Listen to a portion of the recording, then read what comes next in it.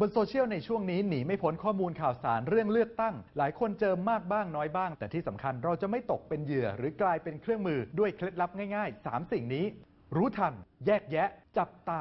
ศูนย์ชัวร์ก่อนแชร์สำนักข่าวไทยอสมทขอสรุปรวบรวมข้อมูลเครื่องมือเคล็ดลับและคำแนะนำจากนักวิชาการกกต.และผู้เชี่ยวชาญเพื่อให้พวกเราชาวไทยชนะการเลือกตั้งครั้งนี้ไปด้วยกันคือรอบนี้เดิมพันทางการเมืองค่อนข้างสูงการต่อสู้กันด้วยข้อมูลข่าวสารเข้มข้นมันเป็นสงครามโซเชียลมีเดียด้วยส่วนหนึ่งคืออาจจะไม่ได้เลือกตั้งมานานประชาชนก็อยากเลือกตั้งอยากที่จะมีส่วนร่วมทางการเมืองการให้ข้อมูลค่อนข้างจะเยอะพอสมควรข้อมูลข่าวสารค่อนข้างจะไวมันน่าห่วงตรงที่ว่าเกิดมันเป็นข้อมูลที่ผิดข้อมูลที่เป็นเท็จแล้วเราเอาไปแชร์ต่อรอบนี้กฎหมายโทษมันค่อนข้างร้ายแรงมีทั้งจำทั้งปรับดังนั้นเราต้องรู้ทันไม่ตกเป็นเหยื่อและเครื่องมือแยกแยะข้อมูลข่าวสารที่ไหลบ่ามาท่วมท้นและจับตาผู้สมัครพรรคและการจัดการเลือกตั้งให้ดีที่สุดการรู้ทันมีความสำคัญแล้วก็เป็นจุดตั้งต้นก่อนเป็นเรื่องที่เราต้องเท่าทันมันอย่าชะล่าใจข้อแรกรู้ทันกฎหมายไม่ถูกจับดำเนินคดีถ้าเราไม่ตรวจสอบให้ดีก่อนเราก็อาจจะกลายเป็นทั้งเหยื่อและผู้กระทำความผิดและถูกดำเนินคดีก็ต้องรู้ทันเหมือนกันครับว่าอะไรบ้างทำแล้วก็มีความผิดข้อ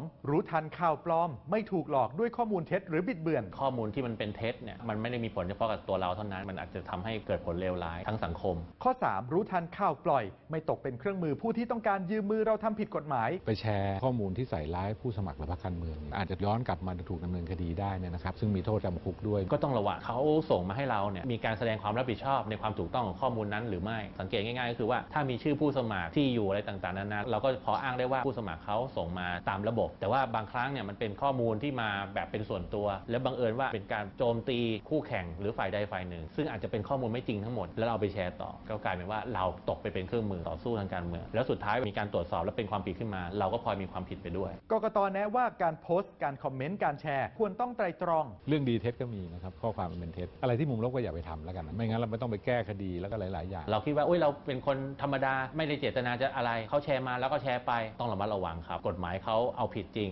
และเป็นโทษหนักและหลัง 6 โมงเย็นวันเสาร์ที่ 23 มีนาคมงดแชร์หาเสียงนะครับหยุดครับ18 นาฬิกาก่อนวันเลือกตั้งก็ต้องหยุดนะครับและนี่มีความผิดมีโทษทางอาญาเหมือนกันนะครับนอกจากแน่ใจก่อนแชร์ยังต้องชัวร์ก่อนกากบาทด้วยถ้าไม่ตรวจสอบก่อนเนี่ยมันมีโอกาสที่จะถูกหลอกบางเรื่องเขาตั้งใจจะหลอกไม่ให้เราทำบางเรื่องจงใจหลอกให้เราออกไปทำที่ทำให้เขาได้ประโยชน์เลือกตั้งครั้งนี้กาทีเดียวบัตรใบเดียวดังนั้นก่อนกาบัตรเลือกตั้งก็ยังต้องดูกระดานและจดจำให้แน่ใจด้วยนะครับว่ากาถูกเบอร์ถูกช่องถูกพรรคถูกผู้สมัครคนที่ต้องการจริงๆที่สำคัญกาเสร็จแล้วไม่ต้องถ่ายภาพบัตรเลือกตั้งไปแชร์ต่อเพราะผิดกฎหมายคือถ้าหน้าคูหาไม่เป็นไรครับแต่ถ้าบัตรเลือกตั้งนี่ห้ามเด็ดขาดในคูหาจนกระทั่งถ่ายรูปบัตรเลือกตั้งอย่าไปถ่ายนะครับฉีกบัตรเลือกตั้งก็ไม่ได้นะครับกาและโชว์ก็ไม่ได้นะวันนี้มีโทษทางอาญาทั้งนั้นครับคุณค่าของบัตรเลือกตั้งค่อนข้างสูงกฎหมายถึงคุ้มครองเลยครับนั่นคือส่วนแรกของรู้ทันแยกแยะจับตา3สิ่งสำคัญสำหรับชาวไทยที่จะมีส่วนร่วมกันทำให้การเลือกตั้งครั้งนี้มีความหมายเพราะข้อมูลเท็จจะมากหรือน้อยเพียงใดไม่สำคัญเท่าผู้เปิดรับข่าวสารรู้เท่าทันมากพอหรือไม่ครับดังนั้นเรามาร่วมตรวจสอบไปด้วยกัน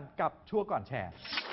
สนับสนุนโดยกองทุนพัฒนาสื่อปลอดภัยและสร้างสรรค์